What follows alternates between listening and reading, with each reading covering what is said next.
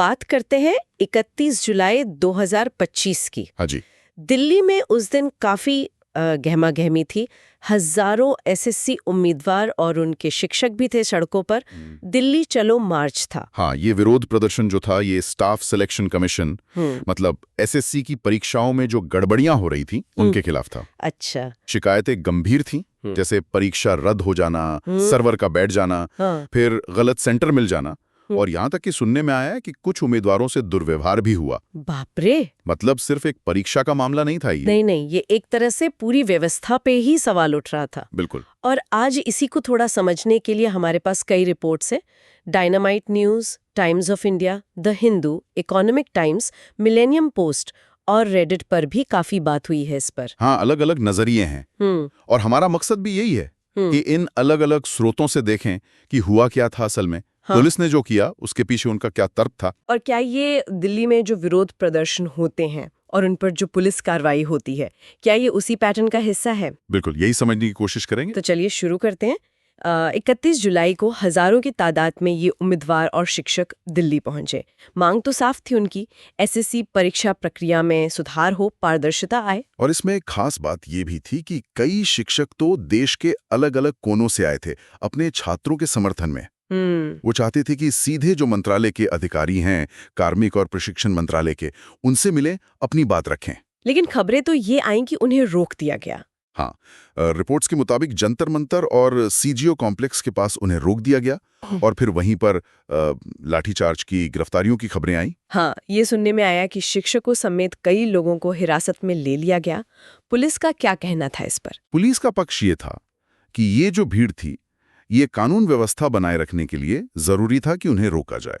वो मंत्रालय जैसे संवेदनशील इलाके की तरफ बढ़ रहे थे। अच्छा। देखिए, पुलिस का नजरिया ये था कि एक तो ये बहुत बड़ा जमावड़ा था, दूसरा इसके लिए अनुमति नहीं ली गई थी, और ये सीधे सरकारी दफ्तरों की तरफ बढ़ रहे थे। उनका तर्क था कि जो संवेदनशील सरकारी इलाके होते हैं वहां अक्सर सुरक्षा कारणों से भीड़ जमा होने पर पाबंदी होती है, तो उसे रोकना, सार्वजनिक व्यवस्था बनाए रखना, ये उनकी जिम्मेदारी है। तो उनका कहना था कि चेतावनी दी गई थी। हाँ, कहा गया कि चेतावनियां दी गईं, लेकिन जब भीड़ नहीं मानी और आगे बढ़ी तो फिर नियंत्रित लाठीचार्ज करना पड़ा।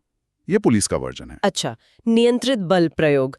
लेकिन दूसरी तरफ जो प्रदर्शनकारी थे, जो शिक्षक समूह थे, उनका नजरिया तो बिल्कुल अलग है। बिल्कुल। वो कह रहे हैं कि प्रदर्शन शांतिपूर्ण था और ये जो कार्रवाई हुई ये जरूरत से ज्यादा सख्त थी। कुछ ने तो ये भी कहा कि ये राजनीतिक रूप से प्रेरित है, असहमति को दबाने की कोशिश। हाँ, और शायद ये गुस्सा इसलिए भी ज्यादा था क्योंकि मुद्दा सीधे सरकारी तंत्र की नाकामी से जुड़ा था।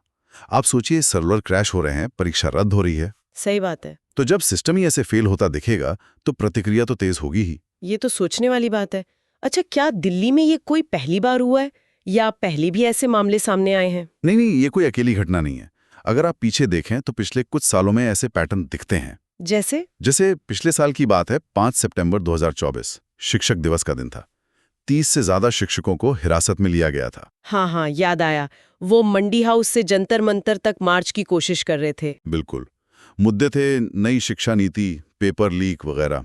उन्हें भी यही कहकर रोका गया कि वो दूतावास वाले इलाके की तरफ बढ़ रहे हैं, जबकि जंतर मंतर पर शांतिपूर्ण धरने की इजाजत थी। हाँ, और मुझे याद आ रहा है 2018 में भी जेएनयू के शिक्षकों और छात्रों पे लाठीचार्ज हुआ था संसद मार्च के दौरान। सही। और 2019 में डीयू के एडहॉक शिक्षकों पे पानी की बौछारें इस्तेमाल हुई थीं। तो मतलब एक ट्रेंड सा दिखता है कि जो अनधिकृत प्रदर्शन माने जाते हैं, खासकर संवेदनशील इलाकों के पास, उन्हें बलपूर्वक रोका जाता है। हाँ, और जब ऐसी झड़पें होती हैं तो सवाल कानून और जमीनी हकीकत का भी आता है। कानूनी तौर पर देखें तो पुलिस को कुछ खास स्थितियों में उचित बल प्रयोग की इजाजत है। अच्छा। हाँ, जैसे गैर कानूनी जमावड़े को तितर-बितर करने के लिए, खासकर तब जब चेतावनियों को अनसुना किया जा रहा हो। इसमें लाठीचार्ज भी शामिल हो सकता है। लेकिन यहीं पर तो सारा विवाद है। उचित बल कितना? आलोचक और जो मानवाधिकार समूह है वो अक्सर कहते हैं कि इसका गलत इस्तेमाल होता है, जरूरत से ज्यादा बल प्रयोग होता है। हाँ, और शांतिपूर्ण प्रदर्शन करने वालों को भी चोटें आ जाती हैं। और जमीनी हकीकत क्या है? क्या इन मामलों में कोई कानूनी कार्रवाई हो पाती है बाद में? देखिए, रास्ता तो है। एफआईआर दर्ज करा सकते हैं, याचिका दायर कर सकते हैं, लेकिन अक्सर होता यह है कि प्रदर्शन न्यायिक प्रक्रिया तक पहुंचने से पहले ही खत्म हो जाता है या दबा दिया जाता है। फॉलोअप मुश्किल होता है कई बार। तो कुल मिलाकर 31 जुलाई की घटना में हमने देखा कि एसएससी उम्मीदवारों और शिक्षकों का एक बड़ा विरोध था जिस पर पुलिस ने कार्रवाई की। दोनों तरफ के अपने अपने तर्क हैं। पुलिस कह रही है व्यवस्था बनाए रखना जरूरी था, प्रदर्शनकारी कह रहे हैं कि बल प्रयोग ज्यादा था। और ये घटना हमें दिल्ली में विरोध प्रदर्शनों पर होने वाली कार्रवाइयों के एक पुराने पैटर्न की भी याद दिलाती है। बिल्कुल।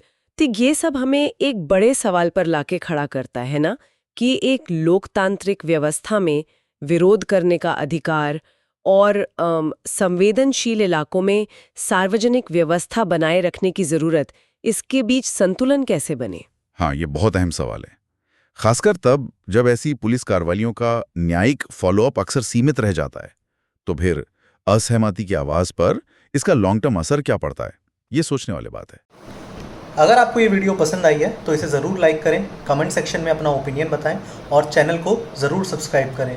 मिलते हैं अगली वीडियो में, तब तक के लिए नमस्कार।